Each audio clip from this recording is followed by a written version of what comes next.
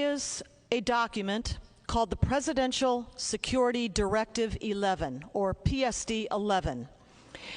This was the Barack Obama administration's plan to use the entirety of the United States government and its capabilities to support the overthrow of friendly allied governments across the Middle East and North Africa, and to replace them with Muslim Brotherhood regimes. Now, this document was published, I shouldn't say published, this document was written, was promulgated in August 2010. It remains classified, so I cannot say that I've ever seen it, and only those with the highest clearances have seen it.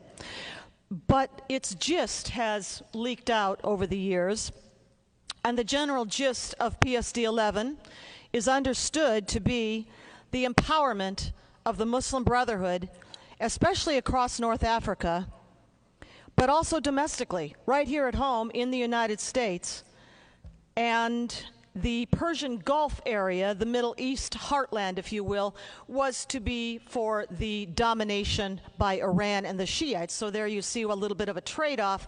The Shiites would have the Middle East heartland, the Sunnis would get North Africa.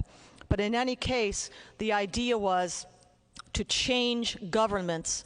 The Obama administration, the Clinton Secretary of State Department, were dedicated to changing governments in these areas to give them over to Muslim Brotherhood and jihadist domination.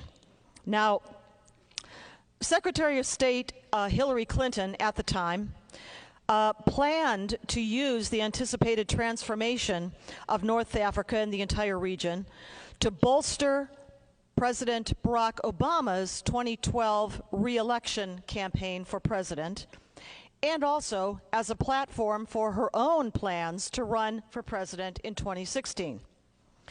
So, when the United States, behind the scenes backing, funding, training, and clandestine weapons flow from Qatar for the Libyan Muslim Brotherhood and its subordinate al-Qaeda militias during the 2011 uprising against Gaddafi, entirely predictably turned Libya into a chaotic, failed state in 2012, the year after,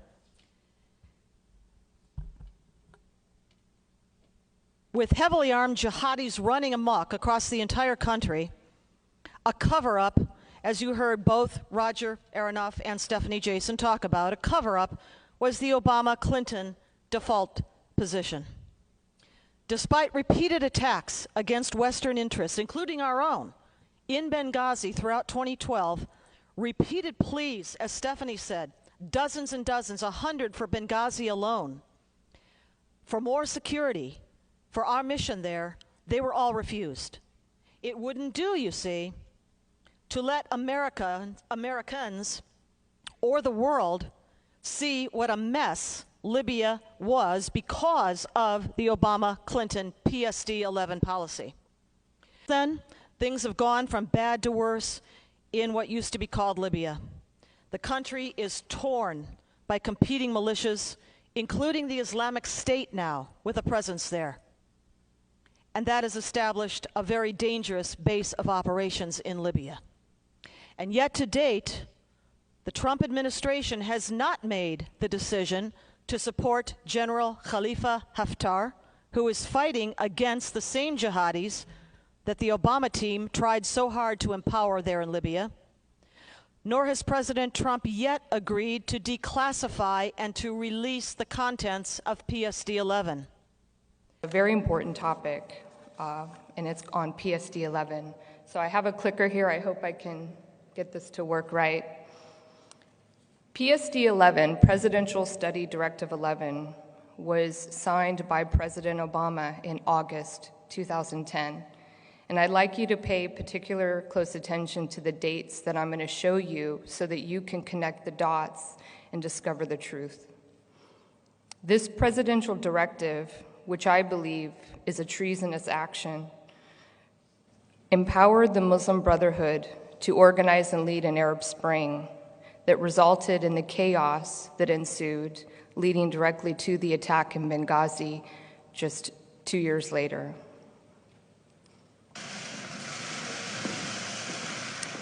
Good afternoon, everybody.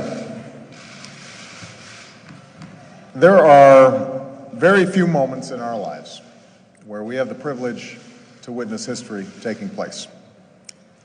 This is one of those moments. This is one of those times. The people of Egypt have spoken, their voices have been heard, and Egypt will never be the same. By stepping down, President Mubarak responded to the Egyptian people's hunger for change. But this is not the end of Egypt's transition. It's a beginning. PSD 11 remains classified to this day, and I encourage all of you to leave here and write to your members of Congress, call them.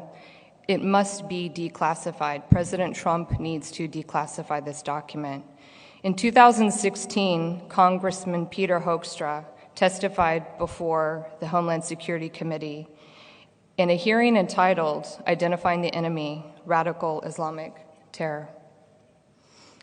The words that you see there are not my words. These are his words from the testimony before Congress. For the first time since its founding in 1928, the Muslim Brotherhood ran a major country in the Middle East, and Obama and Clinton were willing accomplices.